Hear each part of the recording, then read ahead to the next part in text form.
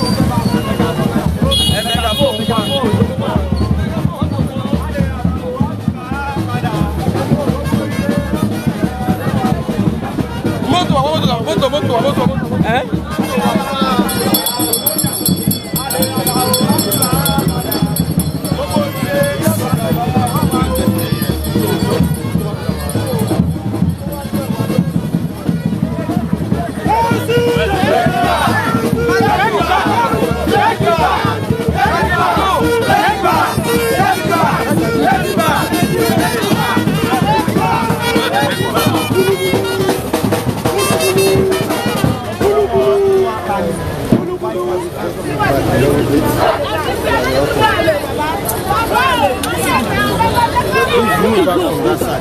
Move out from that side. All right. AAC. Take it back. AAC. Take it back. AAC. Take it back. Take it back. Action. Our people in Ekiti State,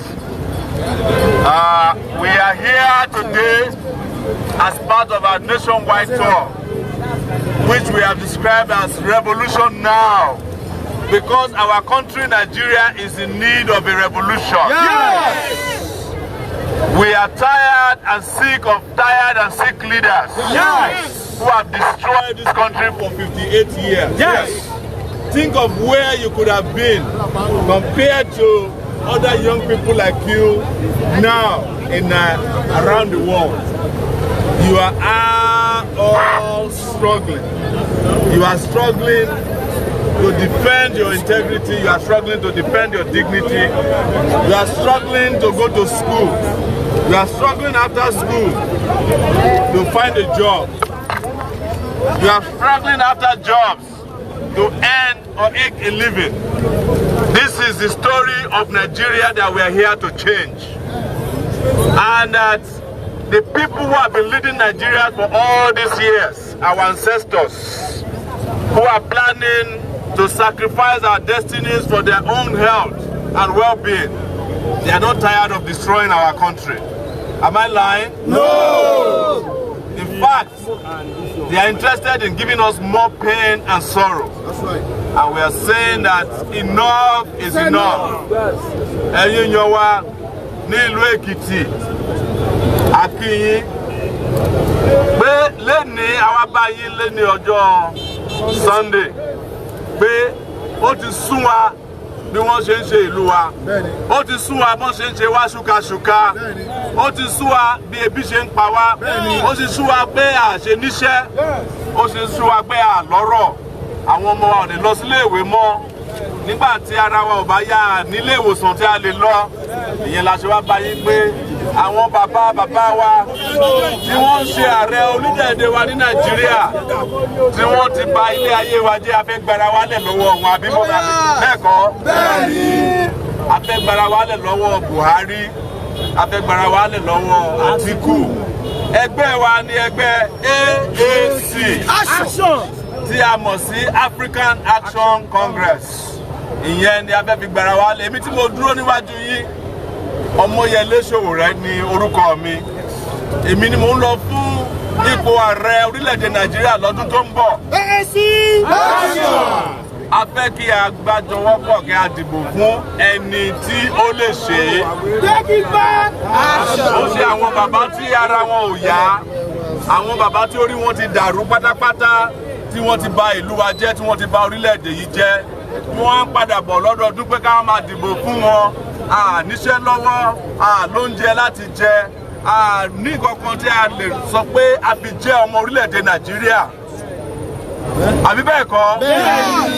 Ìyẹn la ṣe wá bá yín lénìí nílùú Èkìtì. Àti káàkiri gbogbo orílẹ̀-èdè yìí, a dẹ̀ mọ̀ wípé tó bá di ọjọ́ ìdìbò, wọ́n máa fún yín 5,000 naira o. Àmọ́ ẹ bi ra yín léèrè wípé àwọn tó fún yín ní 5,000 tẹ́lẹ̀, ibo ni wọ́n gbé yín dé? Ẹ ṣáà ti ní méjì wọn, APC àti PDP.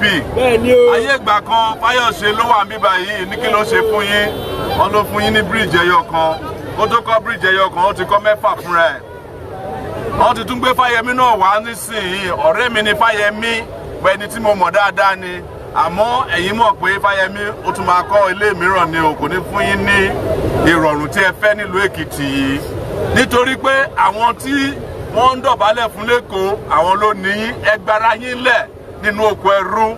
ẹ lè máa wà ní Èkìtì kí ìgbésí ayé yín kó wà lọ́wọ́ àwọn ará Èkó ẹni tí wọ́n mọ̀ sí Jagaban àwọn ọ̀jẹ̀lú tí wọ́n wà lẹ́kọ̀ọ́ á rọ̀ yín pé ẹ gbára yín lẹ̀ lọ́wọ́ gbogbo àwọn ọ̀jẹ̀lú wọ́n wà lẹ́kọ̀ọ́ ni o wọ́n wà ní Kánò ni o wọ́n wà ní Kaduna wọ́n wà l'Abuja ẹ gbára yín lẹ̀ ẹgbẹ́ wa wá láti gbà yín sílẹ̀ nínú ìyà àti ìṣẹ́ tí àwọn ẹgbẹ́ APC ẹgbẹ́ PDP àtàwọn ẹgbẹ́ mìíràn tó kù tí wọ́n ti dá sílẹ̀ látìgbà tí wọ́n ti dá ìlú wa sílẹ̀. Orílẹ̀-èdè Nàìjíríà nìkan ni orílẹ̀-èdè tó wà ní gbogbo àgbáyé tó jẹ́ pé ẹni tó ń jẹ president Nàìjíríà ó ju Nàìjíríà lọ. Nigeria is 58 years old. President Nigeria is 76 years old. Àṣàwà nìkan ni ìyà tó sí ni. Ìyẹn la ṣe sọ pé ìyà yìí ti wá tó. Òun la ṣe wá bá yín pé ṣé kò tí ì sú yín ni? Ṣé ìyà yìí ò tó ni? Ìyẹn la ṣe ní ká bá yín pé kẹgbàrá yín sílẹ̀ o. Ọ̀dọ́ mú wa wá sí ìlú Èkìtì lẹ́ni ní ìlú Adó Èkìtì. AAC fún ẹ̀yin tẹ́ fẹ́ sọ ní Yorùbá wọ́n ṣe ń sọ ni pé ọ̀dọ́ ló lè ṣe é gbà á padà ṣẹ́gbọ́n mi ọ̀dọ́ ló lè ṣe é gbà á padà ọ̀dọ́ ló lè ṣe é gbà á padà ọ̀dọ́ ló lè ṣe é gbà á padà. ẹ̀jẹ̀ máa tẹ̀síwájú.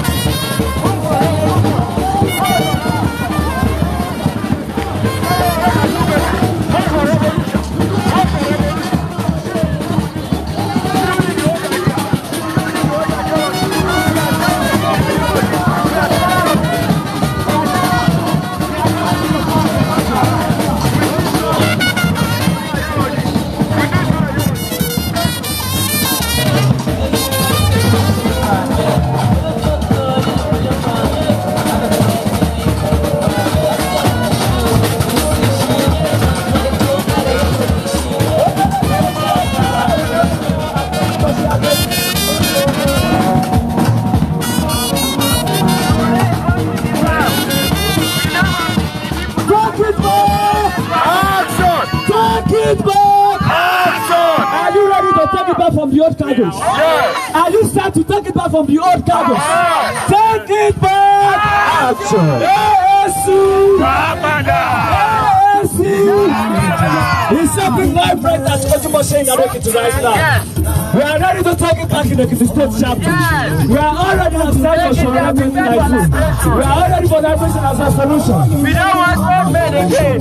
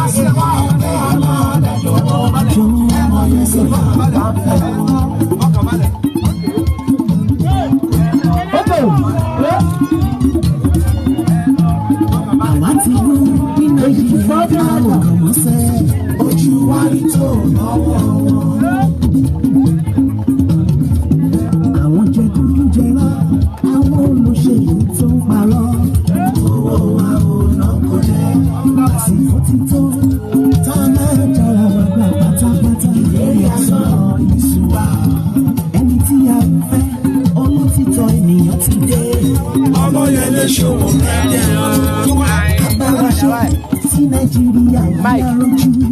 Omoyele Sowore. That's it. Omoyele Sowore. Ètò ẹ̀kọ́ tó lè kóró, ìlọsíwájú lè bàbá wa. Iṣẹ́ ti dé lọ́pọ̀ yanturu, àwọn ọ̀rọ̀ tó yọ̀ lọ́wọ́. Oúnjẹ fún wa lọ́pọ̀ yanturu, ìlera pípé fún tẹrú tọmọ. Ètò ààbò tí kò lẹ́jà ń bá kan, Omoyele Sowore mú wá. Ètò ààbò tí kò lẹ́jà ń bá kan, Omoyele Sowore mú wá. Èmi ti fọwọ́ mi sọ̀yà fún Sowore. Àwọn ti fọwọ́ mi sọ̀yà fún Sowore. Èmi ti fọwọ́ mi sọ̀yà, mo ti fọwọ́ mi sọ̀yà fún Sowore. AAC! Take it back! AAC! Take it back! Action! Please, everyone moving closer to this place. Ladies and gentlemen, please, let's shift backward, please. Let's shift Just some backward. steps backward. Let's face our president. Let's face our president directly, please. Sowore!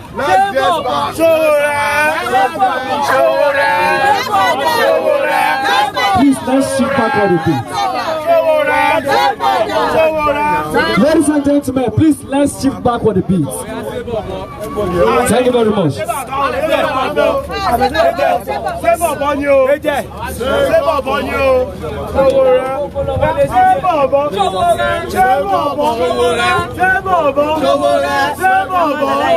like Ayefele Bamba. Alpha. AAC. Take it back! AAC. Take it back! AAC. Take it back! AAC. Take it back! AAC. AAC. AAC. AAC. AAC. AAC. Take it back. Action! Action! AAC. AAC. Take it back! AAC. Take it back! Welcome once again to Ekiti State, Ado Ekiti precisely, and welcome to the revolution that we have promised Nigeria. You see, when the revolution is about to happen, so many people will be standing on the side and the sidelines. But when the revolution kicks in, everybody will be involved. Everybody will fall in. We have no doubt that the Nigerian people are ready for our kind of leadership. Yes. We have no doubt that Nigeria is ripe for the revolution that we have promised. We have no doubt that the young people of this country are tired and are finally going to get rid of the old people who have made it impossible for them to progress.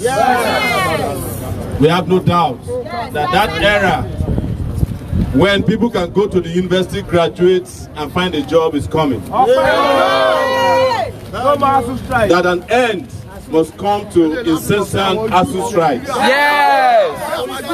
That Nigeria will not be the only country in the world where you graduate and then the only job for you is to ride Okada. That your parents send you to school from primary school, sometimes kindergarten, up to university, and you still live with your parents. That is not the kind of future we deserve. And that is the future we must not accept. It's the reason why Nigerians must not vote for the people that destroy the past. Because they can never guarantee you a better future.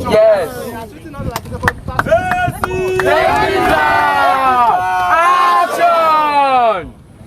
Don't be perturbed by their plan to bribe voters on election day. We won't even collect it. What we know is that that money that they are relying on, they may not even live to spend the money. Yes! They are just sitting And we are not saying that because we are violent. We are not violent. Yes, sir. We are just saying that the manner and way they have treated this country for so long is not sustainable. Of course. And they will get to a point where people will say enough is enough. And that is why our party, the African Action Congress, for those of you who asked about our manifesto is very succinct, very direct, and very laconic. We call it Spicer Hits. And that is the acronym for it. But the word S is security. That every Nigerian must be secure in his own country. Yes. And we are not talking about physical security alone. We are talking about mental security. We are talking about social security. We are talking about economic security. We are even talking about cyber security. Yes, of course. Because we are the party of the future and the only digital party in Nigeria today. Take it back. AAC. Take it back. The second manifesto and agenda we have is power, electricity. That this country cannot have the kind of progress that it needs economically without people being able to use electricity 24/7. That is 24 hours every day, 7 days a week. And for those of you who are saying or who have been told that it's not possible, go and find out on the internet how the state and country of Egypt brought in 14.5, that is 14,500 megawatts of electricity within 2 years. In Nigeria, the PDP government spent $16 billion to generate darkness. In Egypt, they spent only $7.2 billion to generate 14.5 gigawatts is what they call it. Yes, gigawatts of electricity. And 40 million people were connected immediately after 2 years to electricity. So that's power for us is a major plank of our administration. And within 2 years, we will give you nothing less than 24,000 megawatts of electricity.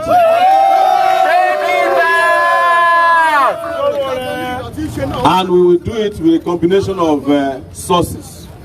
One of it is sunlight that you are seeing here. It's called solar energy. 4,500 to 5,500 will immediately be deployed through solar energy. The rest will come from gas, hydro, even coal that is present in Enugu State can be used for electricity for those of you who may not know. 2019. There are 20 million cows in Nigeria. If we ranch them, instead of allowing Fulani herdsmen to be killing people around, the droppings from cow can also generate 1,000 megawatts of electricity.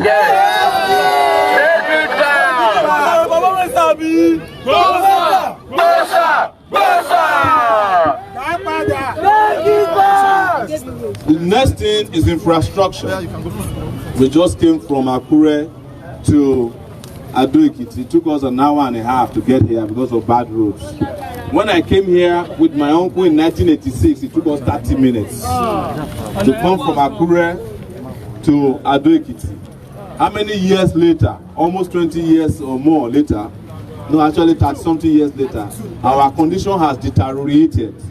Yes. We want to dualize every goddamn federal road in Nigeria. And fix the ones that are in existence. So we have 20,000 kilometers of highway, only about 300 kilometers are functioning, in the sense of functioning. Right now in Nigeria, we will dualize that and double it. And also provide railway infrastructure. You don't have to drive all the time. If you want to come from Lagos to Ekiti, why can't you just enter a railway and it takes you there? Of course. You don't have to worry about dying on the highway. You just kick off your shoes, enter, and you are arriving at your destination. The next thing, of course, is corruption. We have a government that will fight corruption, not the way they are fighting it now. We have 3 different ways of fighting corruption. One is prevention. The most important thing is that you don't allow people to steal your money in the first place. Yes. Because the moment they steal, it's very difficult to collect from them. Yes. And you people in Ekiti, you understand it well. Yes. When Fayose came the first time, he stole. They couldn't collect it from him. He came again, he stole. They couldn't collect it from him. This is the bid he did with 80 billion naira. Yes. Fayose came too. He built his own house on the rock or the hill there. Instead of building hospitals, they are building mansions for themselves. That is not the kind of future you need. Ekiti State is supposed to be the fountain of knowledge. The land of honor, not the land of sorrow. The fountain of stupidity. Because of the kind of leaders, and I'm not insulting you, I'm telling you the reality. Because of the kind of leaders that the Ekiti people have been voting for in the last 19 years. We must change it. We must change from the funny characters and have real people of Ekiti govern Ekiti State. So that you can start producing the best teachers again. My best teacher in primary school came from Ekiti State. Wow, bravo. Before, if you have never been taught by an Ekiti teacher, you have not gone to school. Yes. Today, I don't even know if Ekiti has teachers for Ekiti schools. Because of the leaders you have. But it is the job of the government to train our kids. The next thing is the economy. A lot of young people have no jobs. Every day our economy is described to us in esoteric terms. Our economy is always on PowerPoint presentations. How we are doing well with our external reserve, but there's no internal reserve. We will change all that so that the Nigerian economy will be working for the Nigerian people. But without roads, without electricity, without security, you cannot have an economy. That's the truth. Without jobs, you cannot have an economy. That is why we will focus on the Nigerian economy in such a way that people who have left Nigeria in a long time ago will come back to Nigeria again. In fact, everybody will be hurrying to come back home. Because I'm standing in front of you having lived 19 years in America. There's nothing there. You go there after a while, you discover that there's nothing there. There's nowhere like home. Yeah. And the moment you have a country, you have a country. If you don't have a country, you don't have a country. That's the truth. The next thing is restructuring. A lot of people, you have heard about people talking about restructuring. They want to restructure Nigeria. But you now know what the restructuring advocates wanted to do. They want to bring Atiku back to power. The moment they started supporting Atiku, do you hear about restructuring again? No! Because there was never any intention to restructure Nigeria. It was for the thieves to gather under the umbrella of restructuring, come back and start stealing and looting Nigeria again. Our own restructuring will be different.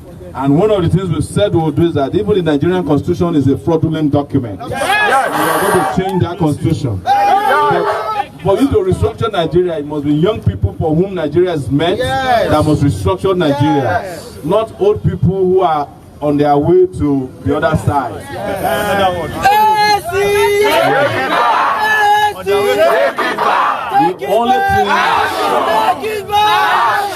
The only thing we owe them is to give them a befitting burial whenever they die. They should leave Nigeria alone and stop talking about restructuring. How can you imagine Obasanjo restructuring Nigeria for you? What would it look like? This is the Nigeria that he tried to restructure for 8 years. Look at it. How do you expect Babangida to restructure a country for you? How would the country look like? It's going to be a country of armed robbers and looters. This is the Nigeria they restructured since they were in power. How do you expect Buhari to restructure Nigeria for you?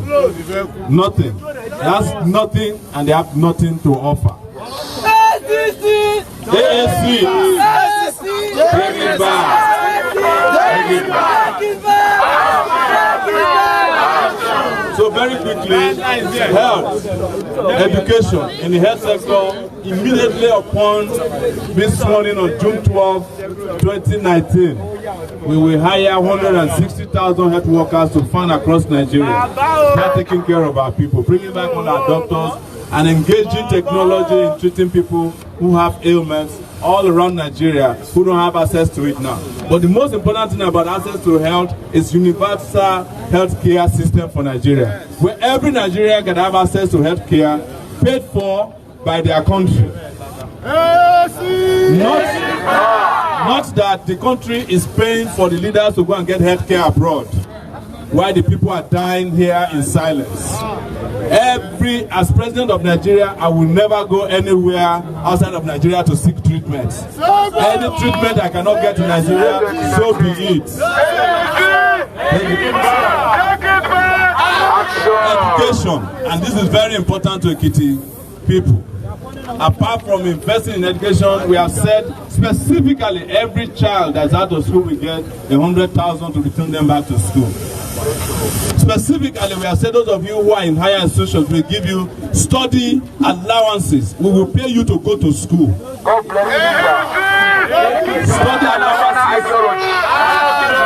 allowances for every Nigerian student, that every student must get 100,000 naira per semester for going to school. It doesn't matter whether you are going to a federal university or a state university or a local university.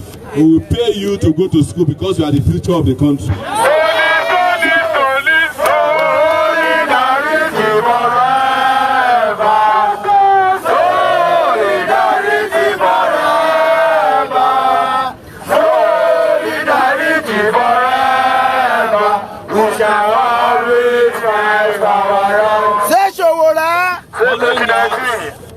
Following that is that we will hire 200,000 teachers. Those of you who are currently NYC dropouts, as I will call it, because after NYC you have nothing else to do. That is why it is called Now Your Suffering Continues. It will not be like that. You can pick up either a teaching job, a doctor's job. You can find a job to work at the solar energy farms that will build across the country. You can find a job in the new economic system that we are creating around the country. You can become an agricultural entrepreneur, 1,000 of them per local government. You will have something to do under our regime, because the reason, for example, why I want to pay students is simple. Already we are paying people who are doing nothing for us at the National Assembly anyways. So why can't we just pay people to go to school so that we can guarantee a future for ourselves? The next thing after that is agriculture. 1,000 agricultural entrepreneurs in every local government. That's 774 local governments across the country. Where you cannot farm, you can fish, right? Where you cannot fish or farm, there's something agricultural you can do in this country. Exactly. A lot of things are there. If you spit in Nigeria, it will grow. Why are we not self-sufficient? Why don't we have food security in this country? It is because of leaders that we have been electing into office. The final thing is tourism. We are here in Ekiti, also a touristic state that can be developed so that everybody, this Christmas, Ekiti should be filled up with people who are coming from all over the world to come and see Okogosi. The warm and cold water conference spring here. But we haven't even developed the highway. If there's no road to Ekiti, who's going to come to Ekiti? Who's going to come to Ekiti to come and experience any touristic activity? Nobody. That is why. Is it on? Yes. Hello. Hello. Yes. That is why we also must count on tourism, and that is what we call Spicer hits. For those of you, èèyàn wa tí ó dàbí pé òyìnbó lè má gbọ́ òyìnbó ẹ̀ díẹ̀. Nǹkan tí a ṣe wálé ní la tún fẹ́ sọ fún yín ni pé ó ṣeé ṣe kí ìlú yìí dára o.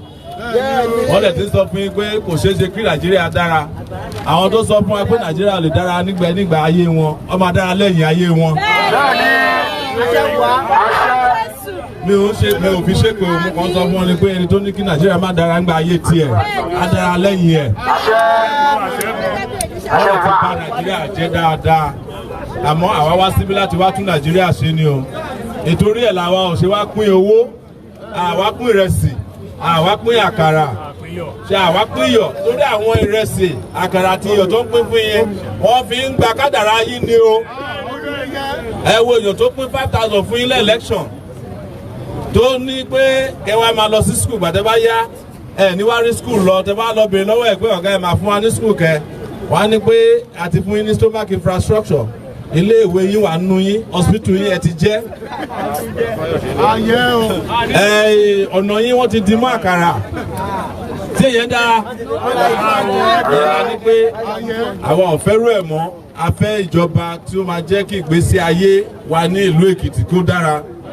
Láyé ìgbà kan ẹni tó bá lọ sílé ìwé tí ò bá tí ní ọmọ Èkìtì tó ń kọ ní ilé ìwé kò tí lọ sílé ìwé. Àwọn Èkìtì ló ní tíṣà tó dáa jù ní gbogbo àgbáyé. Tíṣà mi nígbà tí mo wà ní primary school Akọ́mọláfẹ́ Èkìtì ló ti wá. Wọ́n máa ń nàyàn ò bọ̀tì wọ́n mọ̀ yàn kọ́. Wọ́n ń nàyàn lẹ́gba àmọ́ wọ́n kọ́yàn. But lé ní báyìí Èkìtì gan ní tíṣà tó lè kọ́ àwọn ọmọ Èkìtì. Yẹn làwa ní pé àwa ní ètò mẹ́wàá tí a fẹ́ ṣe fún orílẹ̀-èdè Nàìjíríà. Number 1 ní security kí n kàn ká pàpàpà nítorí a ṣe ń lọ sí ibòmíràn. Ìkejì ni pé iná ìmọ̀nàmọ́ná pé kí gbogbo èèyàn kí ó lè ṣe igi kó lè ṣọ́ ògiri ilé kaná kí iná tàn kó tàn látàárọ̀ títí di àárọ̀ ọjọ́ kejì nítorí ẹlòmíràn wà tí wọ́n bí sí ìgbésí ayé tàwa yìí tí ò rí iná kọjá wákàtí méje ní ìgbésí ayé ẹ̀. Ẹlòmíràn wà tó jẹ́ pé Lémùrè tó Lémùrè ń kọrin kò rí iná láti gbọ́ orin Lémùrè. Ìyẹn ni wọ́n ṣe ń béèrè pé kí láwọn ti wá ṣe yìí sí o. Wọ́n fẹ́ wá dìbò fún àwọn ìjọba tó ń ba ìlú jẹ́ àbí ẹ fẹ́ ìjọba tó máa tún ìlú ṣe. Ṣé ìjọba Sẹ́ràmọ́lẹ̀ tún fẹ́ l'Èkìtì? Àbí ìjọba stomach infrastructure lẹ tún wá? Ìyẹn la ṣe wá bá yín pé ọ̀rọ̀ iléèwé náà wà o, ìwòsàn ọ̀fẹ́ torí ayé ìgbà kan wà tó jẹ́ pé èèyàn kan wà tó ń pè l'Awólọ́wọ̀ ní gbogbo àgbègbè yóò bá jẹ́ títorí àwọn bàbá yẹn àwọn ò lè lọ sílé ìwé o. Ìyẹn la ṣe sọ pé à ń gbé iléèwé ọ̀fẹ́ padà wá sí orílẹ̀-èdè Nàìjíríà kí gbogbo ara lè máa lọ sílé ìwé. Ọmọ tó bá jáde nílé ìwé ó lè ríṣẹ́ kó má jẹ́ pé ẹni tó wà l'Èkìtì ẹni tó wà nílùú òyìnbó ló ń fún lówó tó fi ń jẹun. Tí ìyẹn dáa àbí kò dáa kò má dáa. Ká lè níṣẹ́ ká lè ní ìgbésí ayé tí ó bójú mu.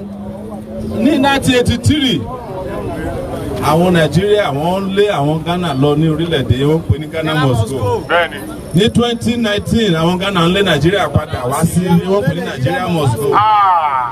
Ọ̀nà tí ó wá láti Àkúrẹ́ sí Èkìtì ládó Èkìtì ní 1986 mo tẹ̀lé ọ̀nkù mi wá láti Àkúrẹ́ wá sí Èkìtì 30 minutes ọgbọ̀n ìṣẹ́jú péré ló mú wa ló gbà láti wá láti ní 1986 ni o. À ń bọ̀ ní èní odidi wákàtí kan àti ọgbọ̀n ìṣẹ́jú láka tó fi dé Èkìtì.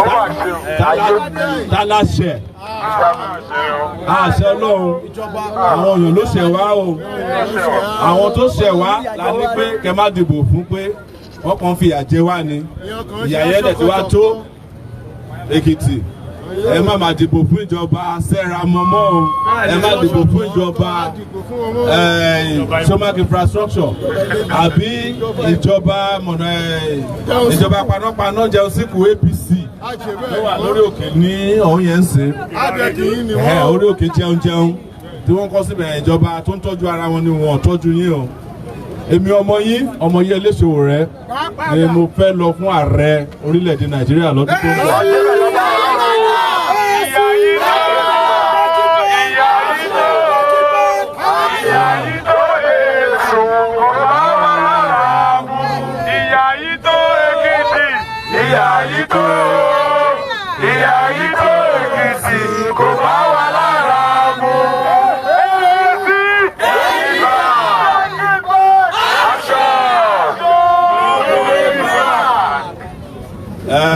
Ẹgbẹ́ wa onímọ̀ṣe sọ lóyìnbó onímọ̀ṣe sọ ní Yorùbá tí òyìnbó ni pé AAC take it back ní Yorùbá ọ̀dọ́ ló lè ṣe ọ̀dọ́ ló lè ṣe ẹ ṣé o Èkìtì a dúpẹ́ lọ́wọ́ yín pé ẹ gbà wá taratara ẹ gbà wá tọkàntọkàn àmọ́ tó bá dọjọ́ ìdìbò a máa gba 5,000 naira mọ́ 5,000 naira ni wọ́n máa fi ń ra kádàrá wa o. Mo ṣe dìbò tó ṣe bẹ̀ mọ́. Ẹ̀wọ̀n màlẹ́ ẹni dìbò ẹni gba 5,000 tó lóun fẹ́ ṣe bẹ̀ ọbẹ̀ mà ti jóná mọ́rí àgàn oyin.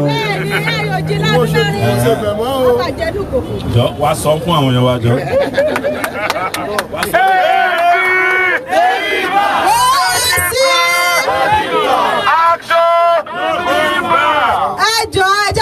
Yorùbá ọ̀dọ́ ló lè ṣe ọ̀dọ́ ló lè ṣe èèyàn ara Ọ̀yọ́ Èkìtì kété Ahmed máa pọ̀ mẹ́wàá sí ẹlẹ́dún mẹ́rin o ìmọ̀jí àgbà 5,000 kàmúrí àmúra gàrí jẹ́ o èyí kà ṣe mọ́tò AAC. Thank you Yàrá Èkìtì o nílà ó ti ṣe yìí sí o. Ìjọba Sarah Mọ́mọ́ ìsíjọba Tomac infrastructure ẹ ṣé o. Thank you. Solidarity.